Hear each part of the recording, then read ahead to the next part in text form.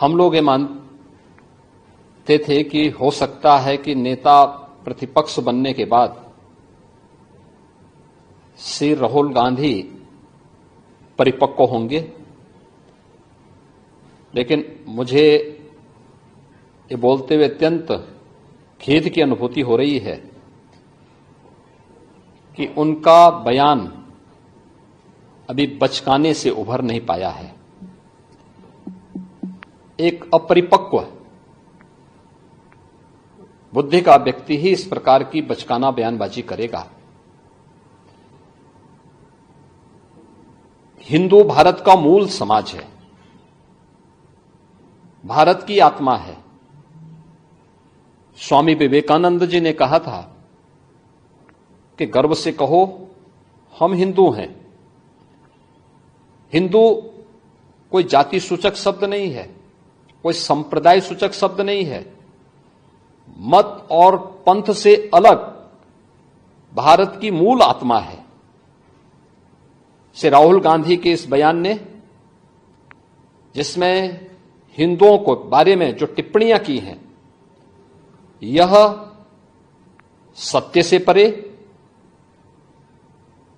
भारत की मूल आत्मा को लहूलुहान करने जैसा है। भारत माता के लहूलुहान करने के इस प्रकार के दुर्भाग्यपूर्ण बयान के लिए श्री राहुल गांधी को देश की जनता से माफी मांगनी चाहिए। राहुल गांधी के इस बयान से जिन लोगों ने प्रत्यक्ष अप्रत्यक्ष रूप से राहुल गांधी के बारे में कोई भ्रम पाला होगा, उनका यह भ्रम अवश्य टूट गया होगा। मैं श्री राहुल गांधी के इस प्रकार के वक्तव्य की निंदा करता हूं और कांग्रेस पार्टी से कहता हूं कि वह श्री राहुल गांधी से भारत की जनता से माफी मांगने के लिए कहें। राहुल गांधी के दोनों बयान इस बात के प्रमाण है कि इनको सत्य से कोई वास्ता नहीं है।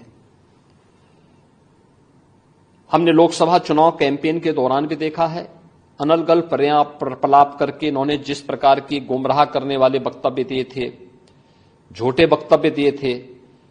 संविधान का गला घोंटने वाले लोग संविधान के बारे में गुमराह करने वाले वक्तव्य देने के लिए विदेशी पैसे के बल पर चुनाव को प्रभावित करने का इन्होंने प्रयास किया। 1 लाख रुपए के फर्जी बॉन्ड भरवा करके भारत की माताओं को, बहनों को इन्होंने गुमराह करने का कार्य किया।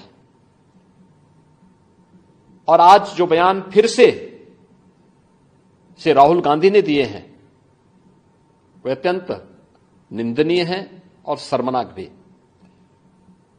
अयोध्या को उसकी पहचान से वंचित किसने किया था? क्या सच नहीं कि इंडी गठबंधन से जुड़े हुए लोग इसके लिए जिम्मेदार हैं? श्री राहुल गांधी और उनके सहयोगी इस बात के लिए जिम्मेदार हैं, जिन्होंने न केवल अयोध्या को वनवास दिया था, बल्कि सरयू मैया के रक्त के जल को भी रक्त रंजित करने का कार्य किया था। कौन नहीं जानता है कि अयोध्या को उसकी पहचान से वंचित करने का कार्य आजादी के बाद से ही लगातार कांग्रेस करती रही। रामलला के मंदिर पर ताला लटकाने का काम किया था, हिंदुओं को पूजा करने से वंचित करने का काम कांग्रेस ने किया था। और आज जब अयोध्या अपने वैभव की पुनर्स्थापना के लिए फिर से पूरी दुनिया को अपनी ओर आकर्षित कर रही है, तो कांग्रेस कैसे इसको अच्छा मान सकती है? श्री राहुल गांधी का बयान झूठ का एक पुलंदा है। सच्चाई यह है, अयोध्या के अंदर 1733 करोड़ रुपए केवल मुआवजे के रूप में अयोध्या वासियों को प्रदेश सरकार ने उपलब्ध करवाए हैं।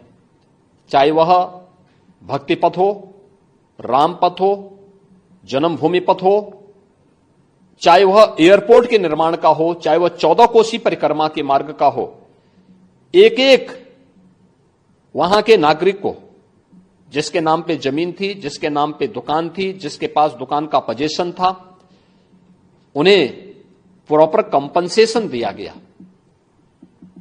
प्रॉपर कंपनसेशन देने के साथ ही जो दुकानें थी, जो अपने पीछे दुकान बना सकते थे, उनके लिए उस प्रकार की एफआईआर में छूट दी गई।